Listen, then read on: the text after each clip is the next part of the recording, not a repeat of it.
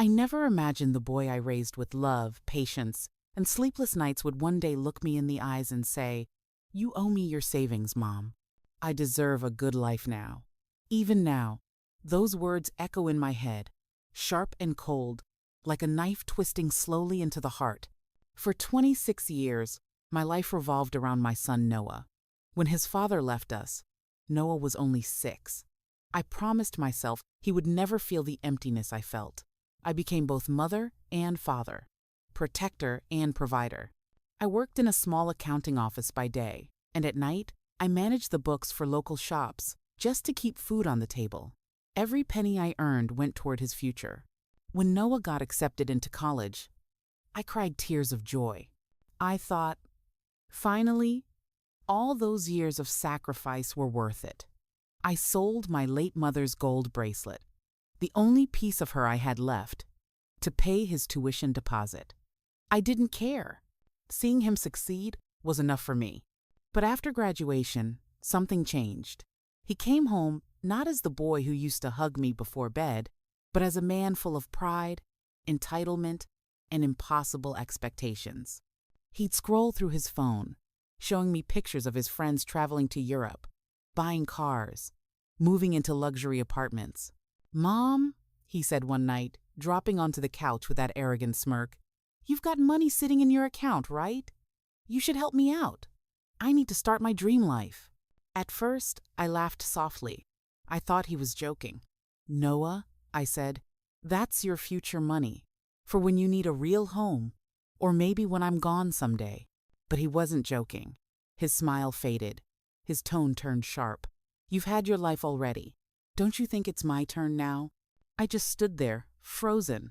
My heart was pounding, but I tried to stay calm. "Noah, everything I've done is for you, but I can't just hand you my savings. You need to work, build your own life." He scoffed, rolling his eyes. "You wouldn't even have savings if it wasn't for me. You only worked that hard because of me. So technically, it's mine." That night, something inside me cracked. Not because of his words I'd been insulted before, but because of the truth behind them. He genuinely believed it. He believed I owed him my life. Over the next few days, he kept pushing. He'd bring it up every morning, sometimes casually, sometimes cruelly. "You're old, Mom," he'd say. "You don't need much money now. You barely go anywhere."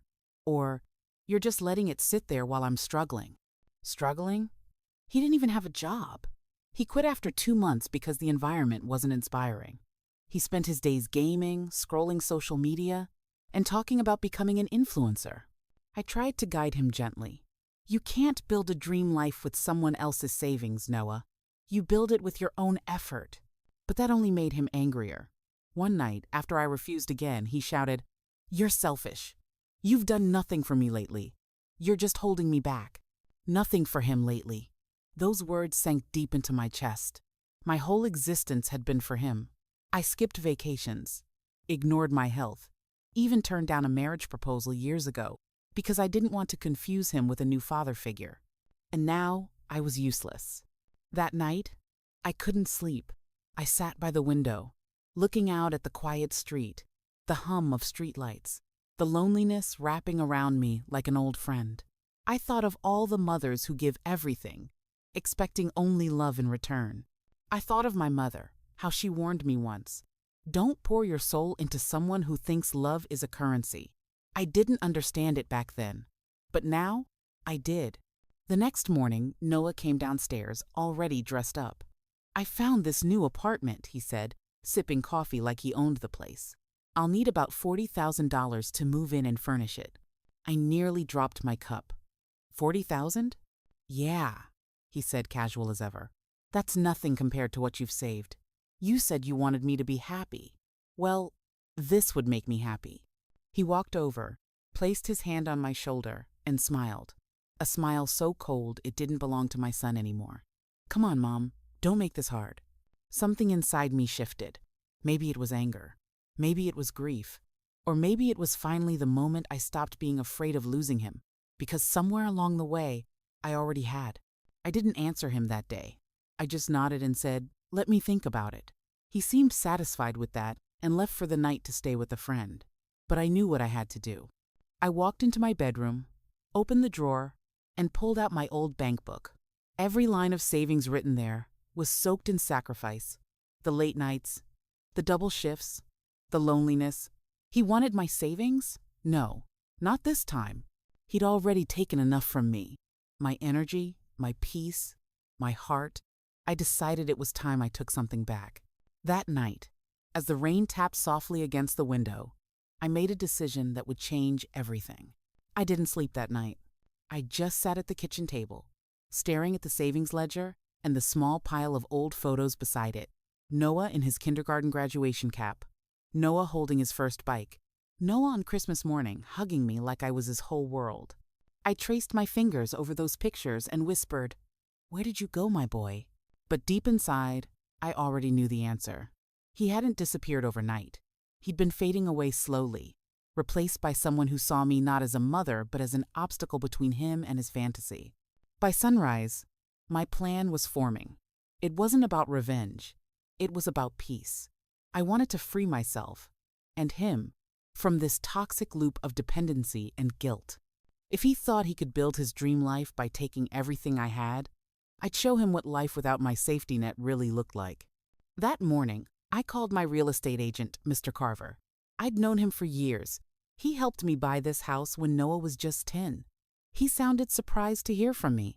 "Mrs. Green," he said, "it's been ages. What can I do for you?" I hesitated. My voice trembled, but I forced it out. "I want to sell my house, Richard, as soon as possible." There was a long pause on the line. "Are you sure about this? You've lived there for 22 years, I interrupted softly. "Yes, I know, but it's time." He promised to start the paperwork immediately. When I hung up, my heart was pounding. I walked through the house slowly, touching the walls, the old furniture, the kitchen counter where Noah used to do his homework. Memories clung to every corner like dust that refused to leave. But memories can't pay for peace of mind. That evening, Noah returned home. He tossed his keys on the counter and said, "So, did you think about it?" I smiled faintly. "Yes, I did." His face lit up with that smug confidence again. "Good, I knew you'd come around." I didn't say much. I just served dinner, his favorite, lasagna, and watched him eat. He didn't even notice I wasn't touching my plate. I was too busy memorizing that moment. The way his face looked under the soft kitchen light, the sound of his laughter at some joke on his phone. For years, I'd done everything to see him smile. Now, that smile felt like a stranger's. 2 days later, the house went on the market. It sold faster than I expected. Families loved the cozy neighborhood, the garden, the quiet street. The offer was generous, more than I'd hoped for. As soon as the sale was finalized, I transferred the money into a new account under my name only. Then I packed my essentials, a few clothes, my mother's photograph, and the one thing Noah never cared about, my peace. I rented a small apartment 2 towns over. Simple, modest, but enough. Then I waited. When Noah came home that weekend, I was already gone. He called me almost immediately. The first few calls I ignored. Then came the texts. "Mom, where are you? Your car isn't here. Are you okay?" And finally, "The house is locked. What's going on?" I answered only when I knew he'd reached the edge of panic. "Hi, Noah," I said calmly. "Mom, what the hell is happening? Why can't I get inside the house?" I took a deep breath. "Because it's not our house anymore." "What?" "I sold it," I said plainly. "Everything's gone." For a few seconds, there was silence. Then he laughed, a short, disbelieving laugh. "You're kidding. You wouldn't do that." "I already did." His voice rose. "You can't just sell our house." "It wasn't our house, Noah. It was mine. Paid for with my work, my sweat, and my sacrifices." He cursed under his breath, pacing, voice shaking. "You're insane. Where am I supposed to live now?" "You said you wanted your dream life," I replied quietly. "Now you can start building it from the ground up." "You left me homeless," he shouted. "No," I said, steady now. "You left yourself homeless when you decided everything I owned belonged to you. For the first time in years, I heard something break inside his voice. Not anger, not arrogance, but fear. Mom, you can't just leave me like this. I swallowed hard. My chest ached, but I knew I couldn't back down now. You left me a long time ago, Noah. You just never noticed. He hung up. For days, I didn't hear from him. I knew he was probably staying with friends, maybe blaming me to anyone who would listen. That was fine. I wasn't looking for sympathy. I was looking for closure. In my small apartment, I started rebuilding my life, quietly, one day at a time. I found a part-time bookkeeping job for a local charity. I made tea every morning and watched the sunrise from my tiny balcony. It wasn't much, but it was mine. Then, one night, my phone buzzed. It was Noah again. Mom, his text said, I'm sorry. I stared at the screen for a long time. I wanted to believe it. I wanted to think maybe he'd finally realize what he'd done. But forgiveness isn't a switch you flip. It's something that grows slowly, like a fragile seed trying to push through hard soil. I didn't reply right away. Instead, I whispered to myself, maybe now he's starting his real dream life. I thought that was the end of it, but I was wrong. The real story was just beginning. Because sometimes, when you walk away from the person who hurt you most, they don't just let you go. They come looking for the comfort they once took for granted. It was a cold evening when he showed up. I was sitting by the window with a cup of chamomile tea, the kind I used to drink when my days felt too heavy. The rain had been falling since morning, turning the streetlights outside into blurry halos of gold. Then came the knock, loud, impatient, desperate. I knew it was him even before I opened the door. A mother always knows. When I turned the handle, there he was. Noah, my son. His hair was unkempt, his clothes wrinkled, and the arrogance that once radiated from him had been replaced by something else. Exhaustion. The kind that comes when life finally stops cushioning you. Mom. His voice cracked, barely a whisper. Can I come in? For a moment, I just stood there, the weight of 100 memories pressing against my chest. Part of me wanted to slam the door, to protect the fragile peace I'd built. But another part, the mother in me, couldn't. I stepped aside silently. He walked in, dripping rain onto the floor. He looked around the small apartment, eyes darting from the single couch to the plain walls. So, this is where you've been staying? Yes, I said softly. It's simple, peaceful. He let out a bitter laugh. You sold a beautiful house just to live here? I took a slow sip of my tea. I sold a burden to buy peace. He flinched, looking away. You didn't have to do that. I met his eyes. Didn't I? He said nothing for a while, just stood there, shifting his weight from one foot to the other. Then, in a low voice, he said, I'm sorry. 2 small words, but after everything, they didn't land the way he expected. They felt light, too easy. For what exactly? I asked quietly. He rubbed his temples. For yelling at you, for calling you selfish, for taking you for granted. I nodded slowly. And for thinking my savings were your birthright? He swallowed hard, guilt flickering across his face. I wasn't thinking straight. I thought you owed me for everything you did. A sad smile touched my lips. Noah, parents don't raise children expecting repayment, but that doesn't mean children can take without giving back respect. He lowered his gaze. I know.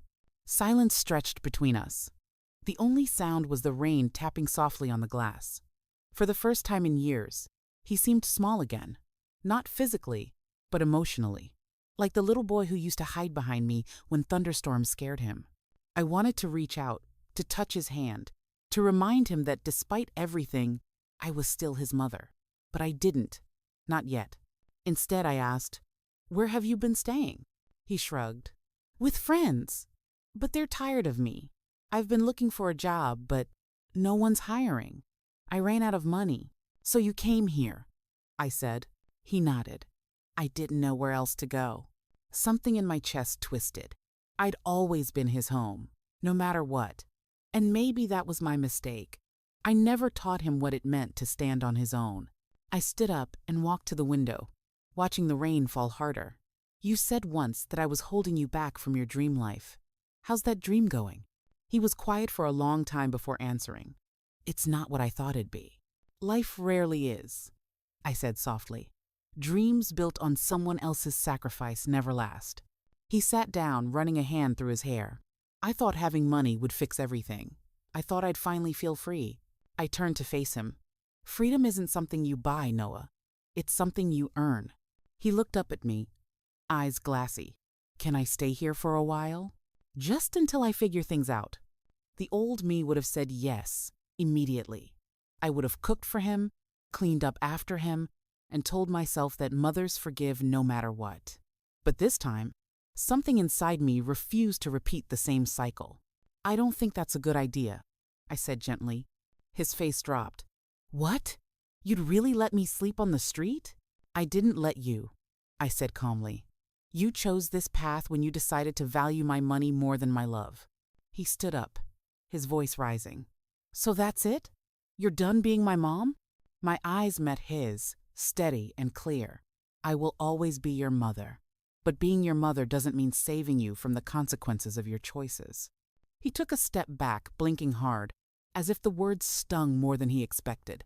You've changed, he said bitterly. I smiled faintly. No, Noah. I finally remembered who I am. He stood there for another moment, the tension between us thick like fog. Then he turned, muttering, Fine, I'll figure it out myself.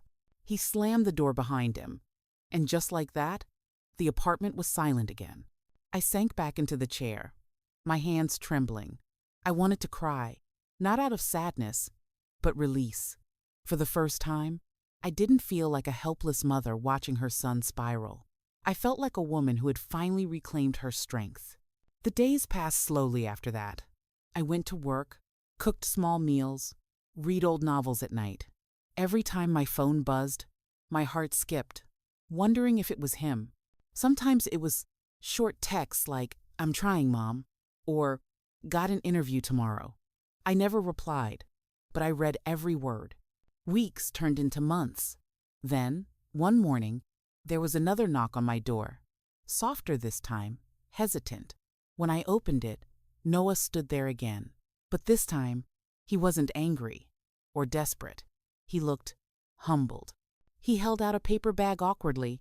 I brought breakfast, he said. You used to love blueberry muffins. I smiled, stepping aside. Come in, Noah. As he set the bag on the table, he looked around again. This time, not with judgment, but with quiet understanding. You've made this place feel like home. I have, I said gently. Because it is home. For me. He nodded, sitting down slowly. I got a job. It's not much, just entry level, but it's honest work. Pride swelled in my chest. That's all that matters. He looked at me then, eyes full of something I hadn't seen in years. Sincerity. I don't deserve your forgiveness. I placed a hand over his. Forgiveness isn't something you earn, Noah. It's something you grow into. Just don't waste it again. He nodded, eyes misty. I won't. And in that quiet moment, as we sat together eating blueberry muffins, I realized something. I hadn't lost my son after all. I had simply let him find his way back. I didn't recognize the man standing in front of me. My son, my sweet, curious little boy who once begged me to read him bedtime stories, was gone. What stood in his place was a stranger, entitled, arrogant, and utterly blind to everything I had done for him. He looked at me across the kitchen table, arms crossed. So, what's it gonna be, Mom? Are you giving me the money or not? I swallowed hard. My throat felt dry, my heart pounding so loud I thought he could hear it. Tom, I began softly, I've told you. That money is all I have. It's for my future, for emergencies. I can't just... He slammed his hand on the table. You're so selfish, he shouted. I'm your only son. What's the point of saving if not for me? You're old, Mom. You don't even go anywhere. You just sit in this dusty house all day pretending to be poor. I flinched. His words were like knives. Old. Useless. Pretending. He went on, voice rising. You don't get it. I need a fresh start. I want to live my life my way, without worrying about money. You had your time. Now, It's my turn. He said it like I owed him something. Like all my sacrifices, late nights, double shifts, empty stomachs meant nothing. I took a deep breath, trying to stay calm. Tom, life doesn't work that way. You can't just demand someone else's savings because you want an easier life. You have to earn it. He scoffed. Earn it? You think working some boring job for 30 years like you did is earning it? No thanks. I want real money, real success. You wouldn't understand. I looked at him, tears stinging my eyes. You're right, I whispered. I don't understand how my own son can look at me like this. He shook his head, grabbed his phone, and walked out of the house without another word. The door slammed behind him. For days after, I couldn't eat, couldn't sleep. I just kept replaying his words in my mind, over and over. You're old. You're useless. Maybe he was right. Maybe I had become invisible, a burden. But then, something inside me shifted. A small, defiant voice whispered, No, you're not useless. You're just done being used. I decided to take a walk. The air outside was cool, crisp. Autumn leaves danced around my feet as I walked past the park, where I used to push Tom on the swings. He'd laughed so freely back then. I could still hear his voice echoing through time. I sat on a bench and closed my eyes. I had given him everything, my time, my energy, my dreams, and now he wanted the rest of me too. But for the first time in years, I realized something. I didn't owe him my future. A week later, Tom showed up again. He looked restless, like someone who hadn't slept in days. Mom, he started, forcing a smile. I've been thinking, maybe we could just co-own the house. You stay here, and I'll rent out part of it. That way, we both win.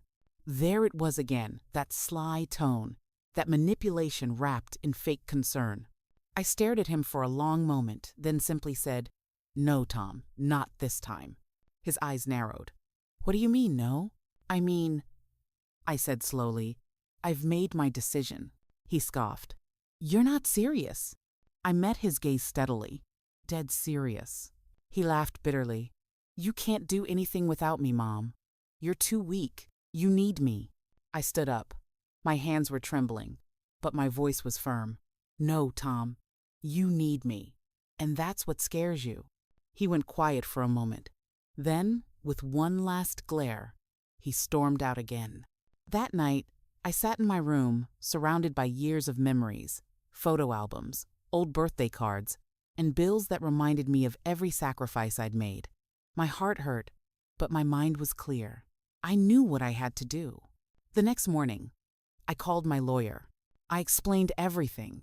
The money, the pressure, the manipulation. He listened patiently and then asked, Are you sure you want to go through with this? Yes, I said, my voice steady. I've made up my mind. Within a few weeks, the paperwork was ready. The house, the one I'd spent my entire life building for us, was officially for sale. The day the for sale sign went up, I felt a strange calm wash over me. It wasn't joy. It wasn't sadness. It was freedom, quiet, heavy, and long overdue. Tom didn't know yet. I didn't tell him. He had stopped visiting, stopped calling. Maybe he thought his silence would guilt me into giving in. But for once in my life, I wasn't waiting for his approval. Weeks passed. Strangers came and went, touring the house that had once echoed with laughter, arguments, and bedtime stories. Every corner of it held a piece of my life. But when I looked around, I didn't feel pain anymore. I felt ready to let go. The sale went through faster than I expected. A young couple bought it, a teacher and a nurse. They wanted to start a family. When I handed them the keys, I smiled. Take care of this home, I said softly. It's full of love if you know how to see it. They promised they would. I took my things, just a few suitcases, some photos, and the box of memories that mattered most, and moved into a small apartment by the sea. It was quiet, peaceful, and mine. 2 weeks later, Tom showed up unannounced. He barged into my apartment, his face pale with shock. Where's the house? He demanded. I drove by, and strangers were there. What's going on? I looked at him calmly. I sold it? His mouth fell open. You what? I sold it, Tom. I needed a fresh start. You can't do that. That was our house. I tilted my head. No, dear. It was my house. You moved out a long time ago, remember? He looked around, his face twisting in disbelief. You've lost it, Mom. You actually sold everything just to prove a point? I sighed, feeling no anger, just exhaustion. No, Tom. I sold it to save myself. He laughed bitterly, running a hand through his hair. Save yourself? From what exactly? From you, I said quietly. He froze. His eyes darted to mine, but I didn't flinch. All these years, I continued, I gave and gave, hoping you'd see the value of what you already had. I sacrificed my dreams so you could chase yours. And what did you do? You called me useless. You made me feel small. You tried to take what little I had left. That's not love, Tom. That's greed. He swallowed hard. For a moment, I thought I saw guilt flicker in his eyes, but it vanished just as quickly. So, what now? He asked. You expect me to just, live on the streets? I didn't answer. He stepped closer, desperate now. You wouldn't actually do that to your own son. I met his gaze. You did that to yourself. The silence between us was deafening. He stormed out, muttering curses under his breath. I heard the door slam, echoing like thunder through my small apartment. But this time, I didn't cry. I just sat there, letting the weight lift off my shoulders, piece by piece. That night, I walked along the beach. The waves whispered softly against the shore, carrying with them the remnants of my old life. For the first time in decades, I wasn't worried about anyone else's happiness. I was simply at peace. Days turned into weeks.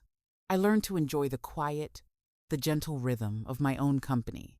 I joined a small art group, met kind neighbors, and even started painting again, something I hadn't done since my 20s.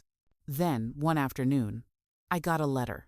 The handwriting was familiar, messy, rushed, but unmistakably his. Mom, it began. I don't know where to start. You were right. About everything. I thought the world owed me something, but now I realize I never earned any of it. I lost my apartment. I've been sleeping in my car.